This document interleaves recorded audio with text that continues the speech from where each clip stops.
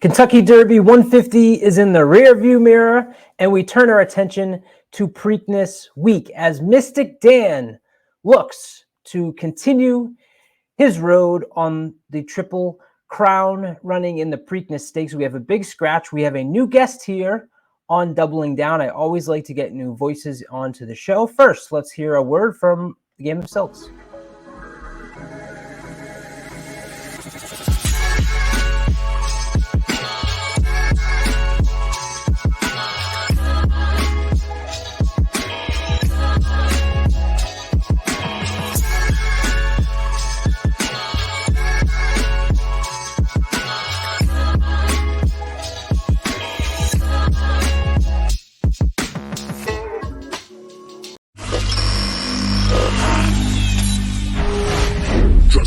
Is proud to be sponsored by Game of Silks. Go to silks.io to get in the game.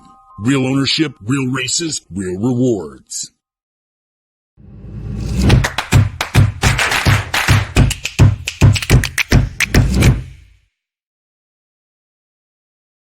What's up, everybody? Welcome into Doubling Down with Colin Sheehan. I am your host, Colin Sheehan. Glad to be joined by Right at the Wire. You see him in our chats many times on our live shows. We've met up at Saratoga before, and he's got his own YouTube page with a ton of content that is extremely informative, both for new players and old players. Alex, so glad to have you on Doubling Down this week. Why don't you tell everybody what they can find over at Right at the Wire on YouTube?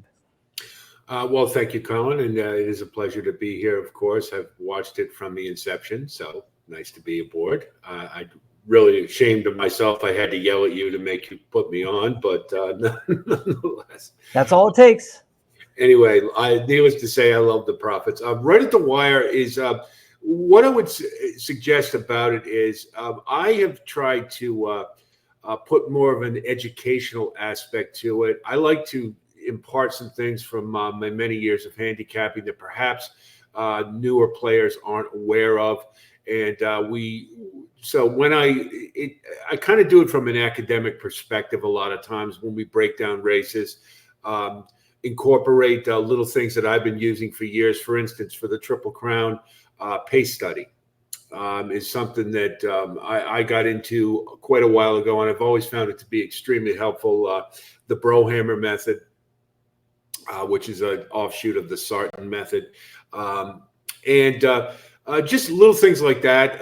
So it's mostly kind of an academic approach. I think experienced players can still get something out of it for sure. A lot of it's going to be, some of it is old hat, but you are getting an experienced perspective on the races. We'll take a look at race replays. We'll break those down.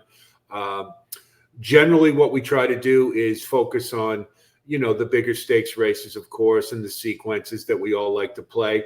And then we'll, one thing I try to do maybe a little different if you are into race shape, which I am, we try to attack our races from that perspective. So when we analyze them, we take a look mainly at race shape to give you an analyze by running styles and things of that nature, post positions. And that's to give you maybe a little different viewpoint other than just, okay, who ran the best speed figure in their last race, and just a little deeper dive. But so from that perspective, I think it's you could say it's a good complement to what they do at Trust the Profits, let's say. Love it. Plenty of content over there. On this show, you're going to need to put together a daily double ticket. We're going to Saturday, obviously, with the Preakness Stakes, which is preceded by the dinner party, a very difficult race. Before we jump into that, is the Daily Double a bet that you have in your repertoire that you use regularly? Indeed, and let me preface this as I always do, Colin. I am in my garage because, as you can see, I smoke cigars and I've been banished from the house. So love it. Just so you know. And this is my father, the judge, in case anybody's wondering. I have been asked. So, yes, the Daily Double, Colin, is, and you're going to see from my ticket, I don't like to play the double unless I've got a single in one of the legs. Same thing for a pick 3. Pick 4, pick 5, I'm willing to spread in all of them, but obviously we like to have that golden single. But particularly for doubles, to me, there's nothing more that I like than a cold double. I just look, but I have to have a single, and just so happens in this scenario we have tonight that I do have a single. So, all right, well, let's get right into that. And it's in the Preakness, so the viewers will be excited to see that. I think that the double is a great way to make some value on horses. Like you said, cold, when you have a horse that you kind of are very confident is going to win, even though they may be low odds, you look into that second leg or the leg before it, and suddenly you can turn a horse into maybe 4, 5, 6 to 1 when you are that confident in one of those legs. So that's certainly a way to play it. We're going to start off our daily double with Pimlico. Race number 12. This is the dinner party. They're going 1 1/8 on the turf. Last year, you had 6 horses finish within 2 lengths in that edition, and you had Atone and Emmanuel run in last year's edition. They come back to try to make amends for their falling last year to Never Explain. Alex, you mentioned Atone as someone that you, or a horse that you want to have on your ticket. What do you like about Atone, the number 4? well, the thing about this race to me that is troubling is that you got a lot of older horses in here that are kind of hard to trust, and so getting a race shape. I think the race shape is pretty definable, but the problem is you just have so many horses here that look like they're on the downslide, or they just are hard to trust. I like Atone for a couple of reasons. Number one, he's still running at a pretty high level. This is a grade 3. It's not a grade 1. And if you look at his race pattern, he ran in this race last year, took the lead, and just didn't have quite enough in the stretch to finish it off.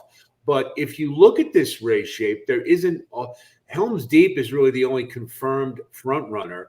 And then you'd probably have Fantastic Again and Atone as ones. And Atone doesn't necessarily need the lead, but he can do it if it's the right thing to do. And I think this might be a case where a horse like Atone, who has a bit of a class edge over, let's say, Emmanuel's a grade 3 horse.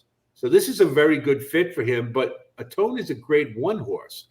He won the Pegasus World Cup turf last year. And he had a bit of a dry spell after that. That's true. But he looks like he's coming back into form. And if you note that Mike Maker gave him a breather before he ran in this race, and I thought that was very significant in his running lines. So, moreover, I think 10 to 1 is a very good price when you consider a lot of the horses in here are, as I said, a little bit unreliable. So, to me, Atone makes a lot of sense. Yeah, and I can't blame you for that. I did use Emmanuel on my ticket for sure because of some of the things that you just mentioned. This is a grade 3 race, and that's kind of one of the first things I do is, especially long turf graded stakes. To me, that's class. So where am I going to find the class? And I'll go through and take a peek through like what you just said, which is, well, a grade 1 winner. Well, Highland Chief was also a grade 1 winner. However, this horse hasn't raced in 2 years, had one off the layoff. Actually ran April 20th, putting up a 102 on your Equibase speed figure. That worries me that this horse is going to have a bounce. I'm always concerned about horses that have a really long shelf. They get amped up for that race back. The second one's a layoff or a drop down from that first one. Can I make a note about Highland Chief, Colin? Yes. As I mentioned, I've made quite copious notes for this because I know who I'm up against here. So I want to we do this together. We're a team. Semper Paratus. Yes, we are indeed. Well, Highland Chief, now there's a lot of things on there, especially Graham Motion training, that would get you interested about this horse. But here's one thing.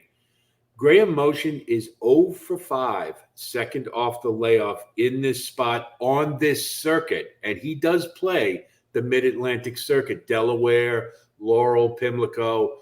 So, and he's 5% all around. So anywhere else. So it's not a good angle for him. And, and he is. And the other thing about Highland Chief I didn't like is why is he at 1 1/8 when he normally runs at 1.5 miles? So they're cutting him back to a distance that he hasn't. I don't think he's ever run at it, or if he has, it's been a while. And that tells me. And what that tells me is that he is. Motion is trying to sharpen him up for another race by cutting him back a little bit. So I think this is more an educational race for Highland Chief, and that's to go with what you're saying is, and he's been off for a while. So again, he's not reliable. Yeah, and I'm not crazy about the price of the man. The funny thing in my mind is that I always consider Emmanuel a horse that is that early speed. And so this was part of the reason that I landed on Emmanuel. Then you go through the past performances and realize it's just something that's in my head because he's really not. And maybe it's going back to that Pennine Ridge when he just went wire to wire with Irad aboard. But let's go back to what we were talking about where look at these highlighted races. They're all the grade ones. Those are the ones where he's finished 10th and 7th and 5th and 5th. Well, grade threes, like you said, he's got 4 victories. I think he'll be more forwardly placed. And Todd and Irad is not one that I really want to leave off long on the turf. So I am going to absolutely use Emmanuel.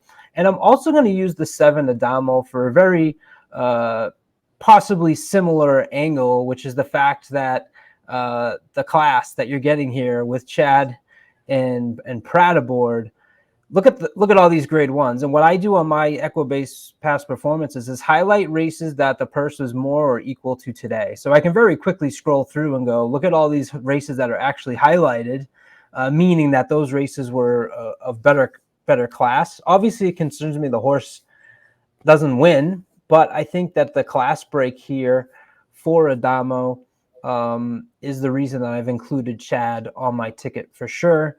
You did not. Yeah, I mean, that's completely fair. I'll just tell you, I just don't like Adamo.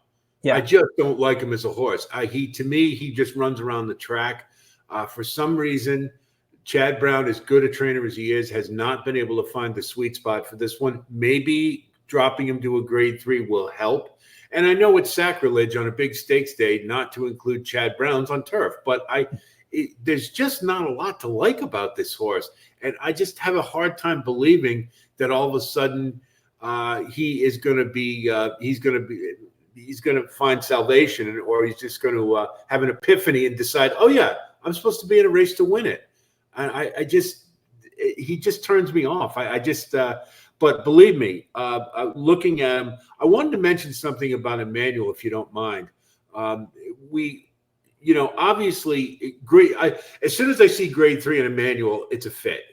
Because if you notice on his PPs, every time he steps up to grade 1, he bombs, but he goes right back to grade 3, and that's a perfect class fit for him. But here's a couple of things to think about with Emmanuel, and this is why I was a little tepid about even using him, even though I think he's a very logical win candidate.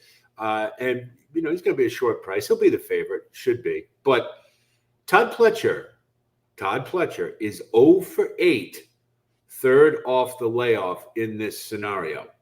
Now, he's 63% in the money, and he did, Emmanuel did get a third in this race last year, and they're pretty much following the same script that they did last year. He ran in the Maker's Mark Mile, then he dropped him into the dinner party and ran an improved effort. But another thing about him, though, he doesn't like soft turf. If you look, he's not very effective on good or yielding turf.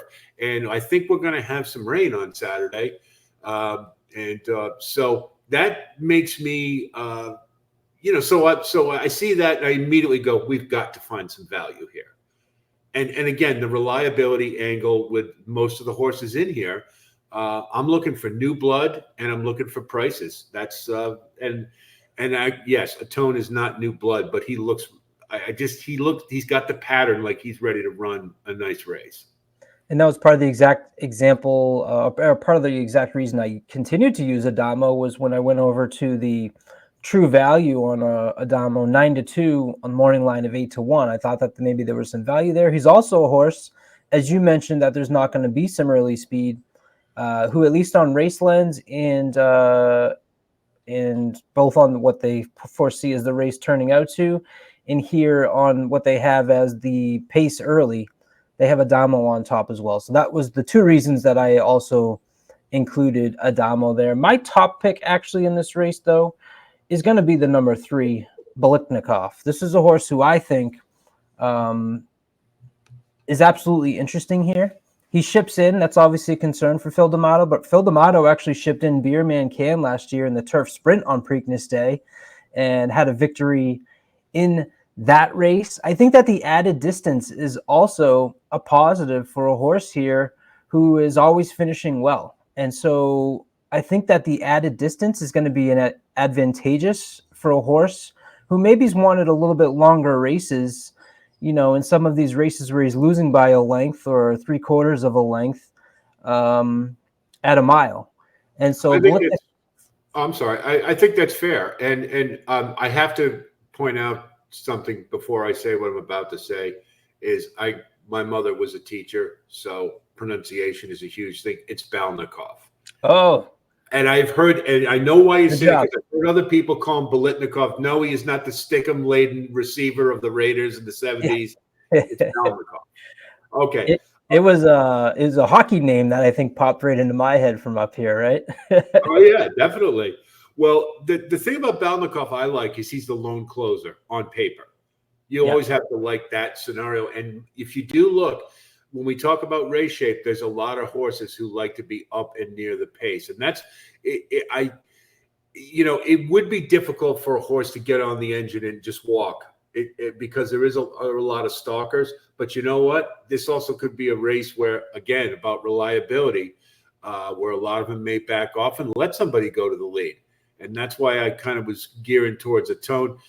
Emmanuel, he's more of a stalker. But the thing about Balnikov, Phil D'Amato never ships east without a purpose. We know this. And I'm confident Balnikov will run a pretty good race. Phil D'Amato is 26% second off the layoff in graded stakes on turf routes. But this is a big but. He's 2 for 18 shipping with a 67 cents ROI.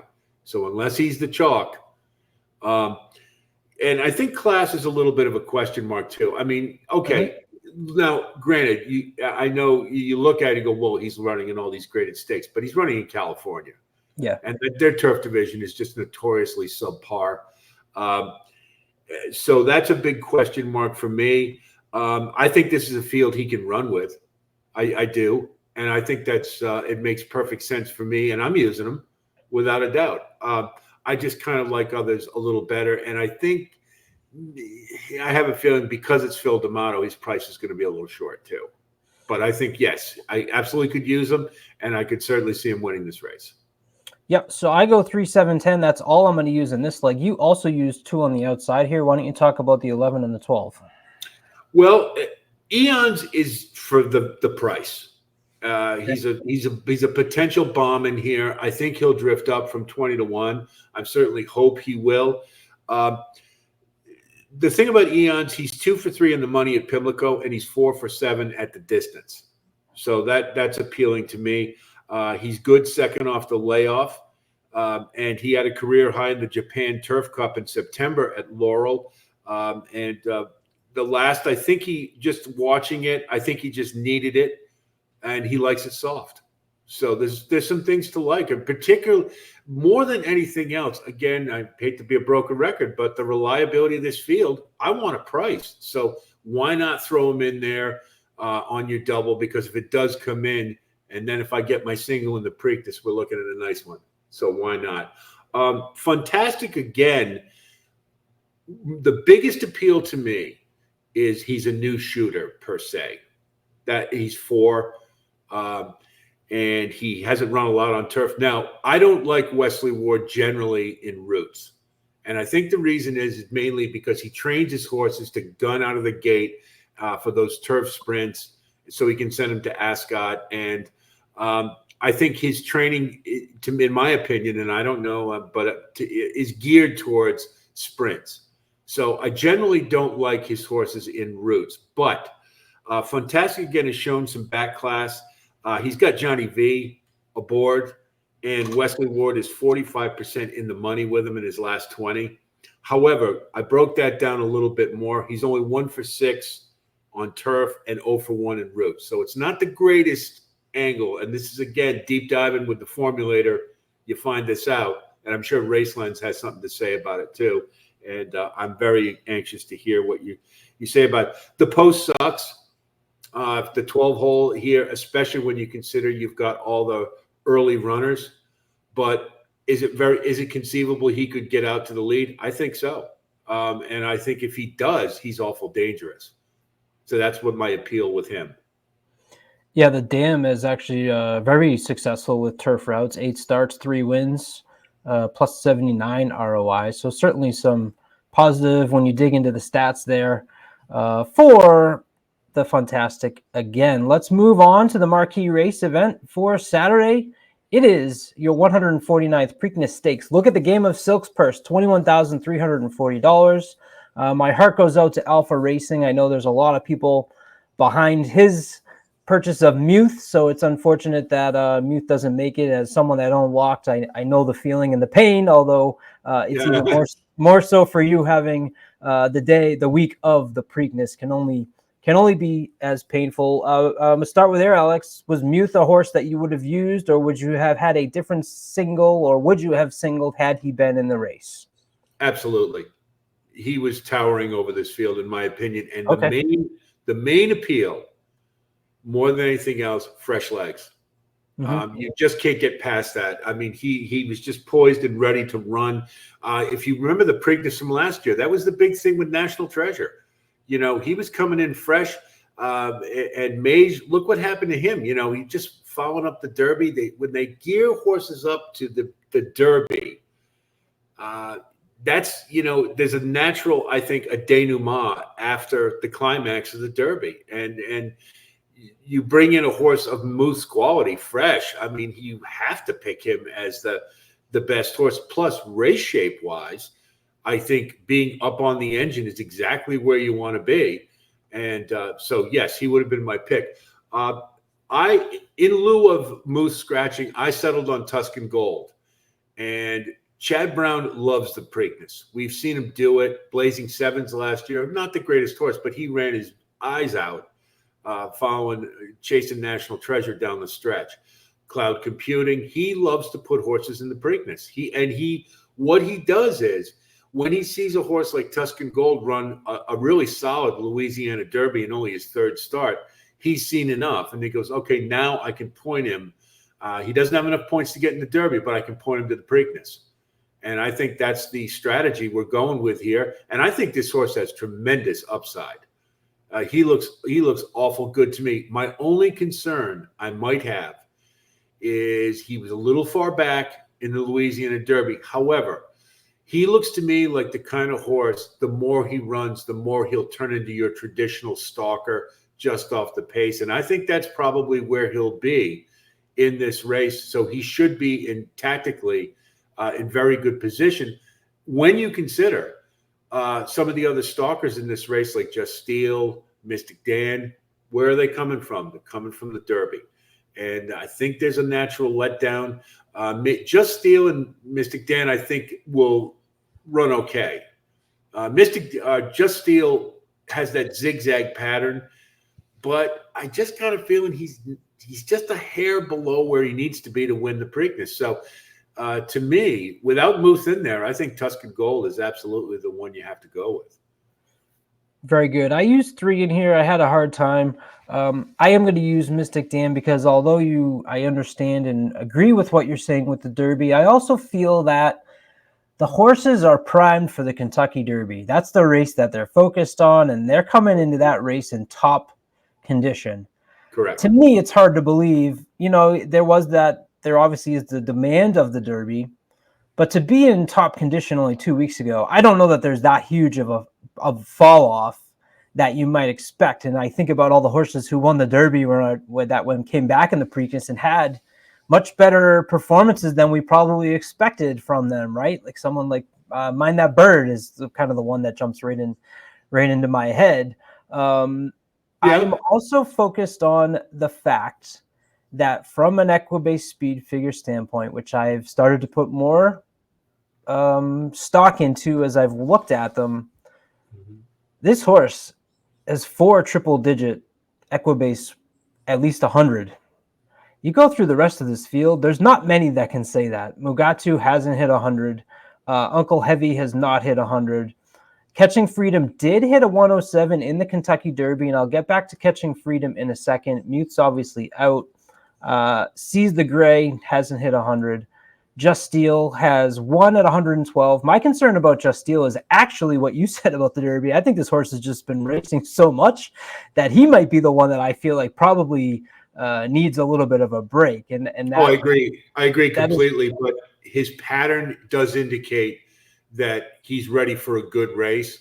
But I agree with you too, and I think that is negated by the fact I think he needs a break. I was telling all my viewers in the after the Rebel Stakes, this horse needs a break, and he was proven dead wrong in the Arkansas Derby. He ran huge, but I think it caught up to him in the Kentucky Derby, and I think he can rebound. But this horse needs a break. I agree with you completely. But I think in this field, he's more of an underneath horse for me. I can't see him getting up on top. I just don't think he quite has it. Yeah, third place makes sense. Going back though, Imagination's the only other horse here. Look at this with a 101 and a 104. Granted, they were out in Santa Anita. But I'm going to use Imagination on my ticket as well here. A lot of trouble in these races, a lot of bumping, floating out on the turn in that race against May Moon. I'm going to show one of the replays, but I encourage the viewers here to go back and watch Imagination's last 3 races, because this horse, to me, he's the number 4 here. He's on the front end in the middle, just outside the early speed here of the 2 Tapalo. And I just love when the jockey, he runs a little goofy, but you see moments in these replays when they ask this horse, he has a little bit of push button speed that he suddenly shows.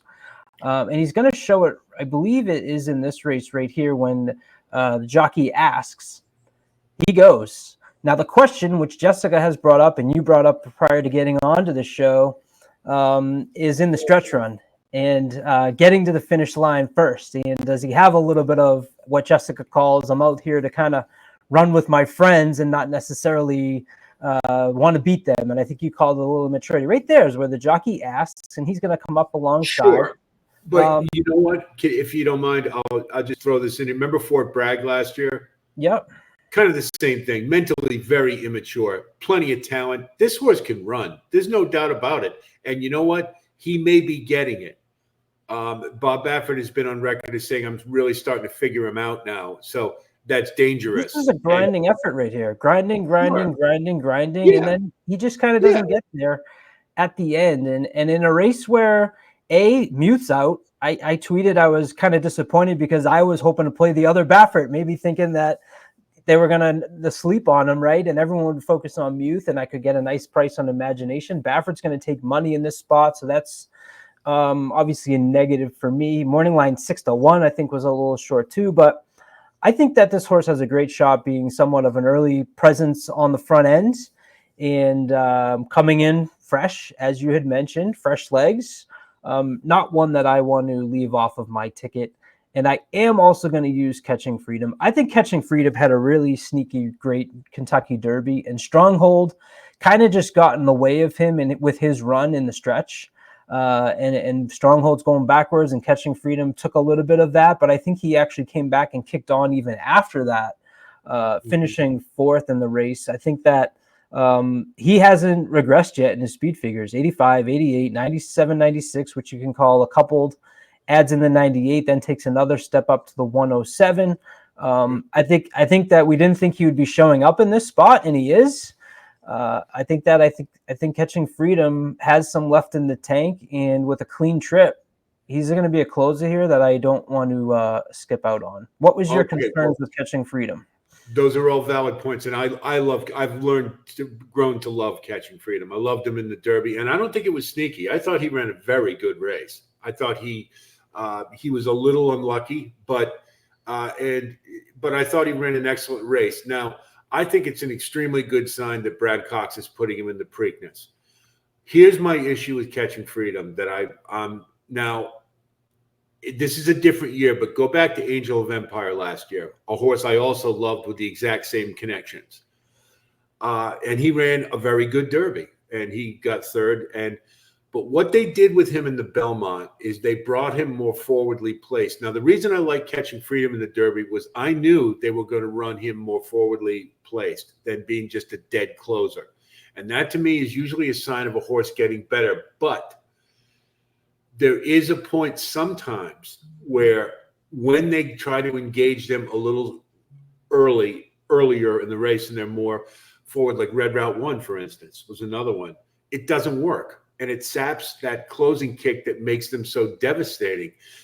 I don't know if Catching Freedom is a horse that will happen to, but this race, he's absolutely going to have to be right off the pace if he has a chance. The closers will not have a chance in this race, in my opinion. The race shape does not set up for it. There's no true speed. And I think your point to imagination makes a lot of sense. I think he could very well get on the lead and be awfully dangerous. The concern is how far outside he is, though. I'm not worried about that in an 8-horse field. What I am worried about is he's not fast enough yet. Mm-hmm. Now, he has a pattern from the Thoroughgraph, very similar to National Treasure. Steady, steady, steady, steady, and then all of a sudden, boom, he'll run that big one. Now, he may not do it in the Preakness, but he also may. And it's very possible. And he's a horse who looks like he's starting to get it.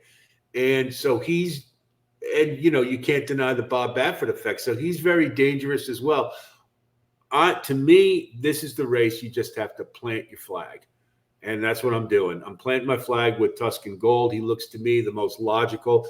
So the reason we're going to, and because we're spreading so much in the dinner party, and frankly, I think it's a race you have to, then I'm like, okay, well, then I'm going to just single in the Preakness. And you know what? If I get a price home, and I'll probably get a decent price on Tuscan Gold, not a great one, but a decent one. I'm thinking like 7-2, something like that. And to me, Mystic Dan is dead money. And if you don't mind, I just want to bring up a little bit about Mystic Dan very quickly. Brian Hernandez was the best jockey in the Kentucky Derby. Mystic Dan was not the best horse. He was praying for the finish line. He got a ground-saving, perfect trip, much like he did in the Southwest Stakes, much like he tried to do in the Arkansas Derby.